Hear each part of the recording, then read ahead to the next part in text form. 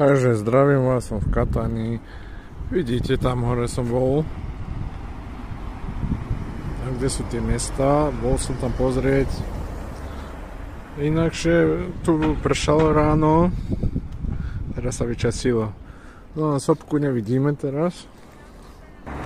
Sopka je tam v strede, zahalená za oblakmi. Pôjdeme asi zajtra sa prejsť na sopku.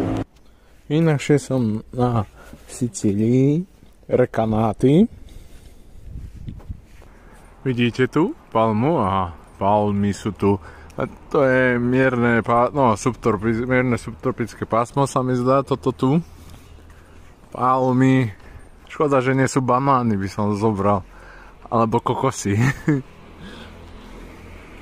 No čo by som... Ja, že u vás je zimou, u mňa je teplo, takže sa dá chodiť aj v kraťasoch. Olivy natrhať. Inakšie tu sa pestujú hrozno olivy, ako si videli, citróny, pomaranče a pistácie. Je to dobrý kraj na to. Teraz tu dozrievajú tie pistácie, takže pistácie hrozno a tie olivy. Neviem, čo to je možno bambus. Čo to možno je, neviem, ak mi poradiť, čo to môže byť. Môže to byť bambus. A Helmese, voda. Veľa vody by som povedal. Pláž a takto sa kúpe sa takto, hej, takže nie som sám. Ale hore je tu teplo, pekne. Nejako u vás tam, čo musíte nosiť kabát. A zima je tam.